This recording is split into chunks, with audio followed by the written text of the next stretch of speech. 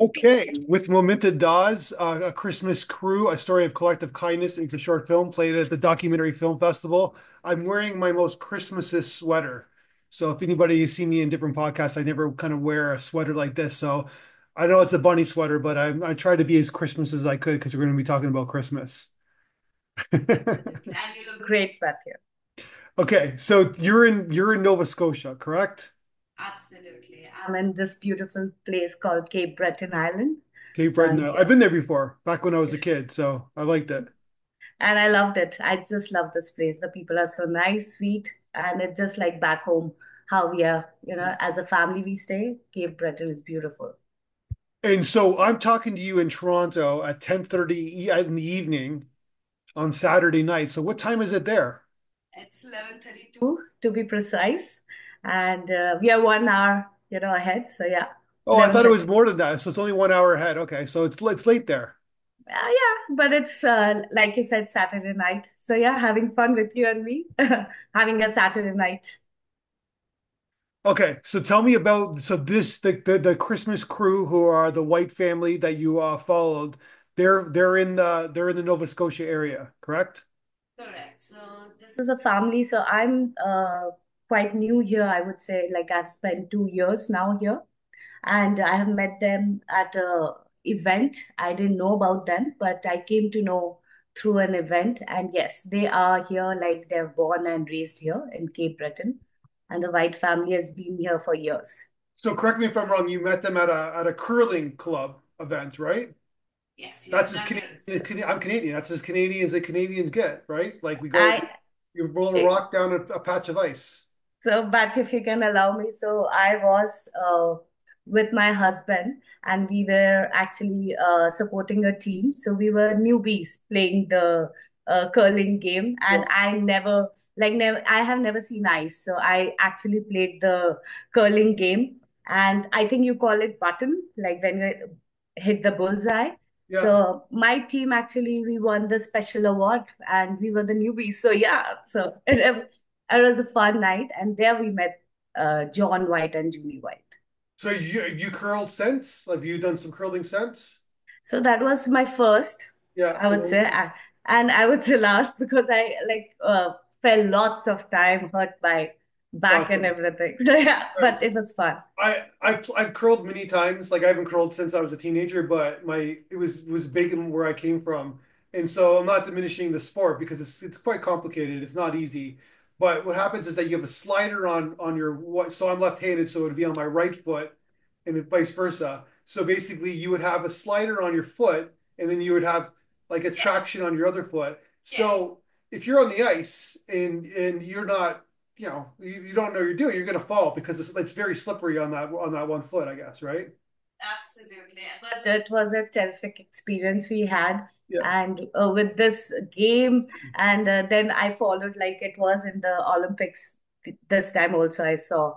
yeah, And I followed the all the matches, but it was amazing. And yeah, that's how actually through the curling for a cause, the Rotary Club was actually, organizing it, and they uh, donated like they pick up every year they pick one yeah, great thing or a great story kind of thing.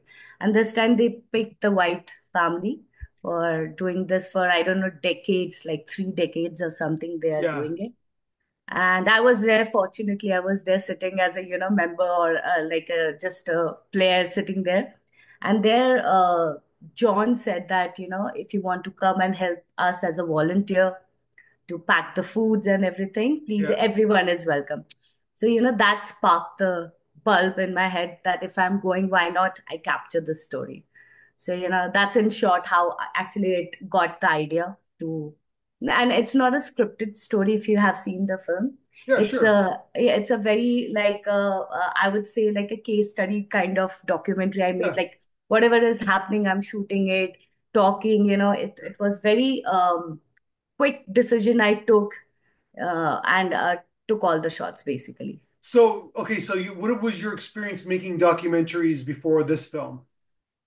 So I have a decade of experience in making documentaries. I come from capital of India, New Delhi, Okay, and since I would say, so I'm a postgraduate in mass communication and journalism. So Okay. after I finished my schooling, I started making films, like as working as assistant director, associate director, Yeah. then started my own company back home.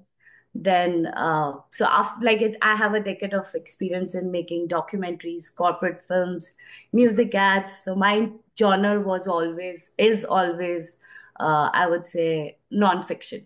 Gotcha. So you met them, and then you're like, this is a good documentary. This is a nice short documentary. It's like I see the story already. It won't take me that like it's not going to take me a year to do it. It's a good little project for myself. Correct. So I Yeah. would say, so how I came here as well to, so I have been always an entrepreneur. I have worked for myself. So this is like, there is no boss for myself. So I always look for stories. So it is not like I was doing something for myself. I have always done it for myself. Mhm. So this is something, I would say that yes, I was looking for a story. I will not lie it, but it was something like very naturally it happened. I didn't do any research for it. You know, people like Yeah. how they do, like, this is the story. It was like such a pure kind of um what do you call it? Everything happened on its own Yeah. basically. So yes, I would say it's a mix of thing that I did it for myself. But once I showed this, the first cut to John and Junie, Yeah. so they had the tears in their eyes, and they thanked me. And one thing John said that looks like that you have validated my work, through this film. Like I'm doing this for You've years. documented their what they've done. It's good for them. They probably loved the film, I'm assuming. Yeah. Absolutely. And so they organized so they called me that, Mo, just come to my, office. I have pizza and pop. So just come, we will talk. So I went, he organized like 20, 30 volunteers, who helped like close ones. And they were all sitting in a room, and there was a, kind of theater he arranged. Then he showcased my film in front of, everyone who worked on the film. And it was so like everyone claps, and for a filmmaker, a room full of people who are appreciating your work is what you need, and I achieved it. So I was very lucky to have it. So, okay, you're from New Delhi, India, and you basically landed in a curling club in Cape Breton, Nova Scotia. That seems like a great documentary there. Like, how does that happen?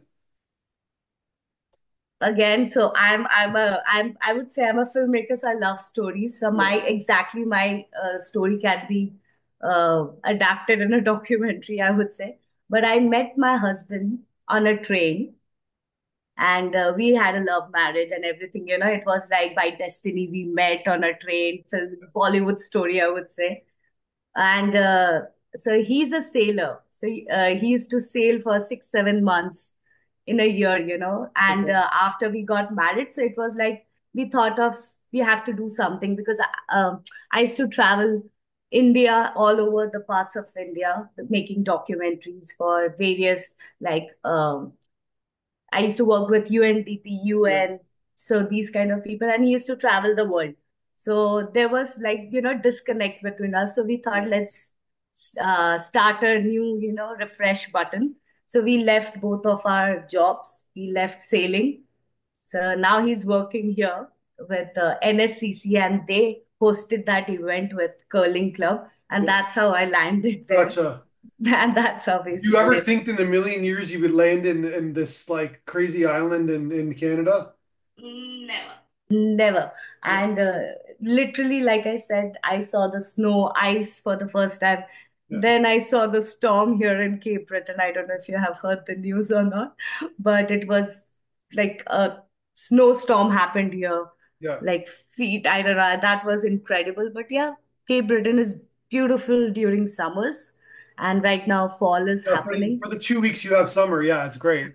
It was not actually. Till today, there is good day. I would say today was the last summer day, I would say. Yeah, that's amazing. Okay, so what's great about a film like this is that it shows like not only the family, but it shows the community that they're in, right? Where like you get these small community and it's not about their political ideologies. It's not about what they're, you know what I mean? Like it's really about like people like trying to take care of each other. And it's kind of like a cliche, but it's that small town mentality, right? Right? And that's sort of what you capture in the film. It's like we need to help these people and like we have the ability, so let's just help them. And it's so beautiful, Matthew, to see everyone because when I met all the volunteers there, they were actually coming from Halifax, Yeah. for this special day. And it's not just because I was there. They didn't know that I'm making a documentary or anything. It was the interviews I've taken is all natural and pure. I didn't have a mic at that time. This film is shot with my phone, the Okay. entire thing. So it was so quick and natural. That's why I'm saying there's no heavy equipment. I used it. So, but when I met a 90-year-old grandma, who was telling me stories like when they started it, I used to make the breads, local bread. And she's so proud. She's still there. And I still remember it was 17th of December when we were shooting in Nova Scotia in Cape Breton. It was so windy here, extreme cold. And it was just like, it was not just me alone working outside with my camera. It was like hundreds of more volunteers, all ages, like kids to Hmm. big. And that's the power of small community Yeah. that we have it here. And I enjoy it. I thoroughly enjoy it.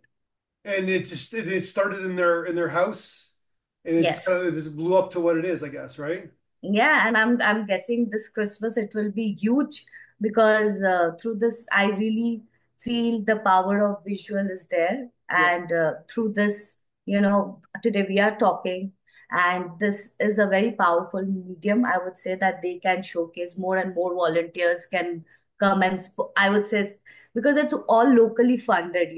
There is a local fisherman who's giving his truck, right? There Yeah. is a local community who's bakery who's giving his fridge to Yeah. store. So it is all people coming together. So I'm really great, what is happening right now with them and with me also. I'm in a happy place, I would say. And yeah, like you said, you're in a happy place. So like sorry for asking this, but do you even celebrate Christmas? Uh, so and so in Cape Breton, I feel everyone celebrates everything. Same thing in India. You Okay. will you will laugh, but yes, we do celebrate To acclimate Christmas. yourself to the environment that you're in, I guess, right?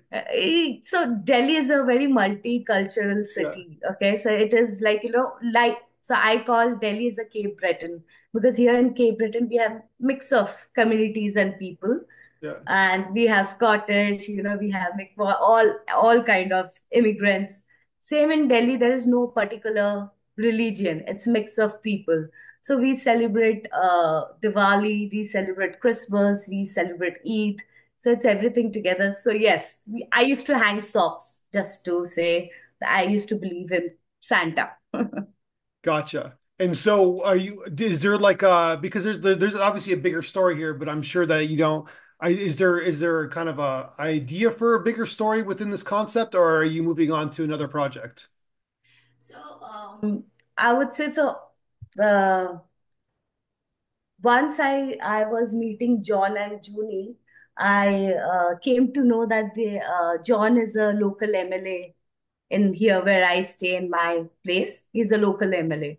Yeah. So he is not just doing one good work, he's doing several great works for the community and everything. So I am also meeting with new people. I met recently the firefighter chief here in our community, and he has several stories to share. He's 40 years working as a firefighter. So my interest is always into human interest stories. So I'm just, searching for more stories. But yes, I would say not right now, but this is something I already made. And something bigger, I would say something new would come then from me right now. Yeah. Gotcha. And so you're gonna stay where in the Maritimes and kind of like find stories that So, come to you, I guess. so I bought a house here just to say that yes, I'm settling here for good. And I love this place. My family is going to join me soon. And Oh, really? Yeah, yeah, absolutely. I want to call my mom, my sister to see this beautiful place. And I would, this is, I feel like this is home. So, yes, I'm gonna make new stories, and that's why I have come here. And this is a new, fresh place for me to look for nice stories. Let's see and hope for the best that I come up with new, great ideas. But it's amazing, like the technology, right? Where you're able to shoot this on your phone and kind of grab this great footage. And think about when you started your career, right? Like you said, you've been doing it for 13 years. Could you imagine that you're to be able to make a documentary just by like taking something out of your pocket? Um, so I really have great people throughout my life, throughout my journey of filmmaking, where I've learned, from lights.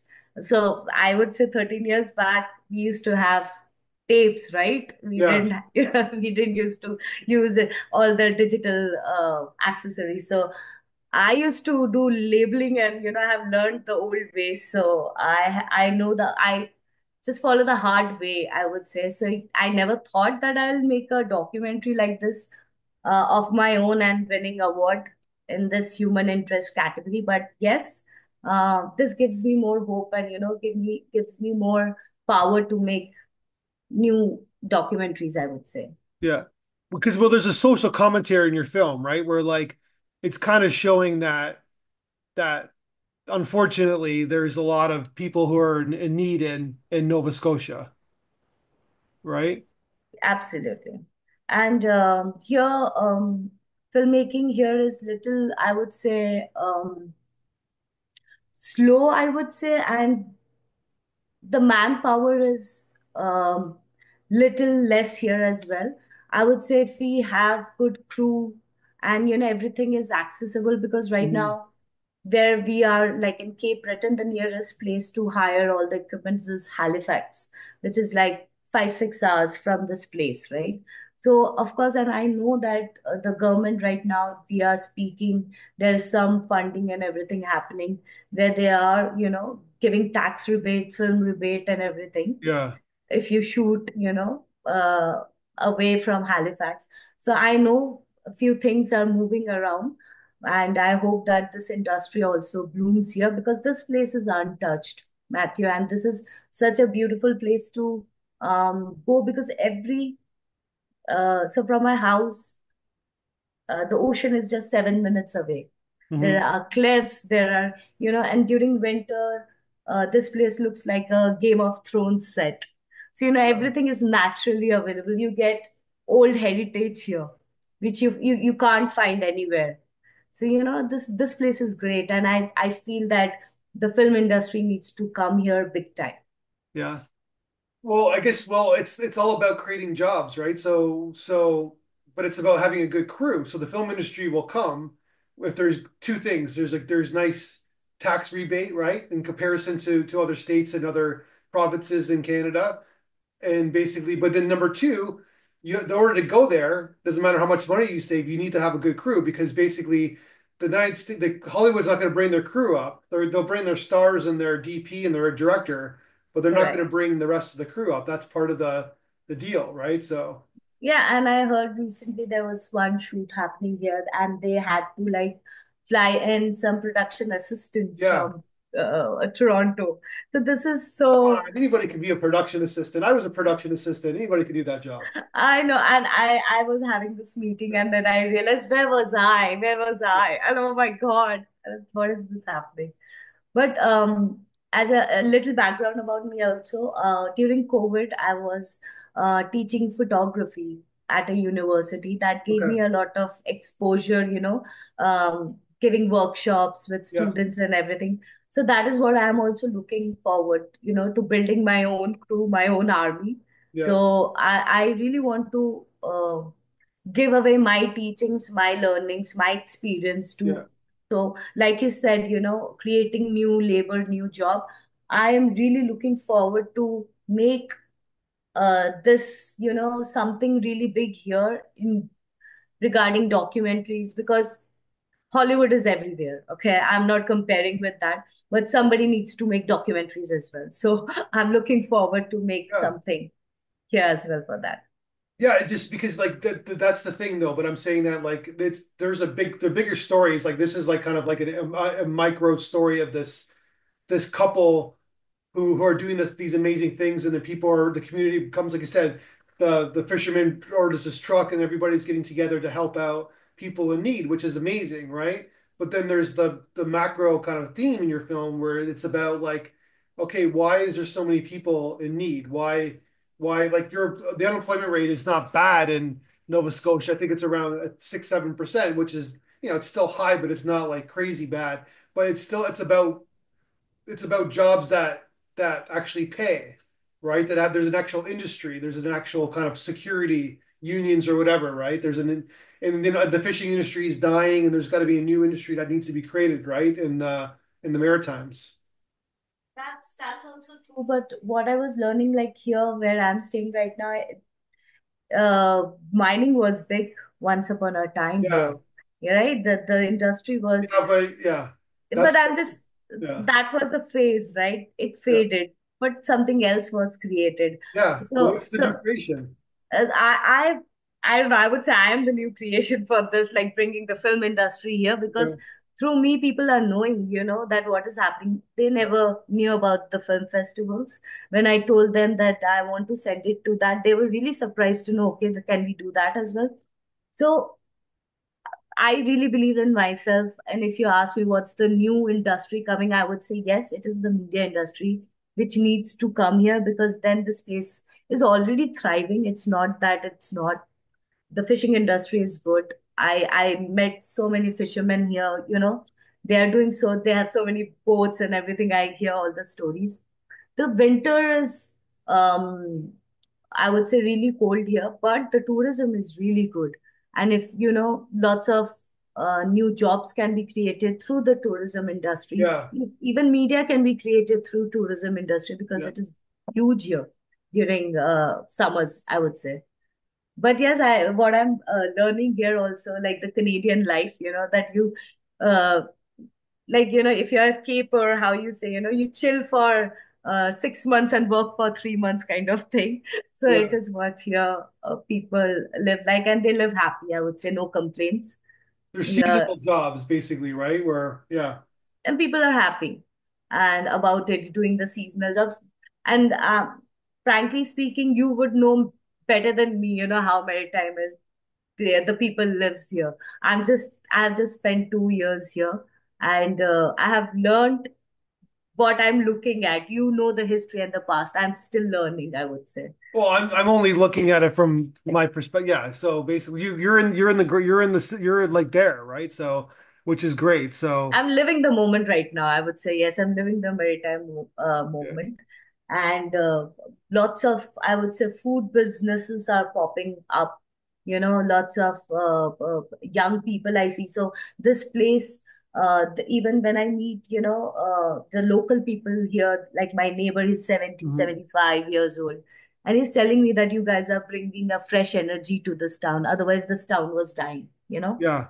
So it's not, we are creating our own jobs, I would say. Well, if you look at the immigration in Canada, I think it's like 55% are in Ontario, and then like 30% are in BC, and like less than 2% are like everywhere else. Like, but I know Alberta's kind of picking up, but so like 1% is like going to the Maritimes.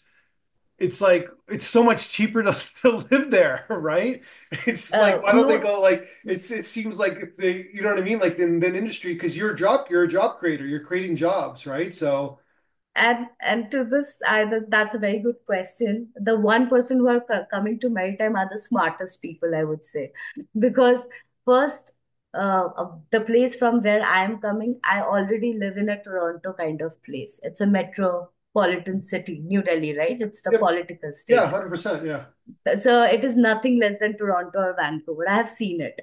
What I have enjoyed is when I have short documentaries, I have went to all the villages, all to the small places, yeah. and meeting the real people. They are not in Toronto. They are not in BC, right? And meeting the real people, you need to come to the best place. I would say a quiet place, and I would say Maritime is the best place for people who love nature, who love simple people, this is the place. Yeah. And it's a challenge to create your own job. But in today's time, and I would say the technology is there, there is the path will be tough, but it will be there. I know there is a No, path. that yeah. Well, yeah, we both of us are sitting here, we both approved it, right? So, but yeah, but it's so much cheaper. And the tax is highest. We are paying the highest tax in Canada. Yeah, but What? house that costs like $2 million in Toronto costs like three hundred thousand That's dollars in okay. Vancouver. Yeah, I agree with you, but the rent is same. The rent is similar. yeah, There is no difference, because in Halifax, I was like my friend stays in Toronto, so I'm aware of the housing and everything here. yeah. But yes, buying The a land rents is or the rents too, right?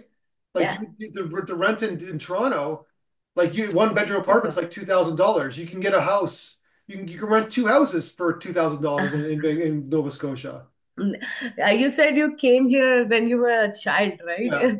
Cape Breton No, has changed. I'm exaggerating, but I'm trying to make a Yes. point, right? So yeah, yeah, Yes, it is cheaper, but with the minimum wage is here in Nova Scotia, two yeah, points. Yeah, there and everywhere else, we have I would say, the lowest minimum wage, and the tax is high. So yeah. I would say that is I compensating it. understand. Yeah, yeah. I get it.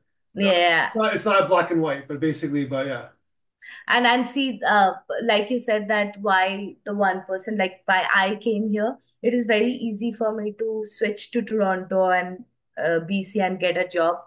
My profile is good. I have a decade of experience. I can get a job in Toronto easily. I know that about myself.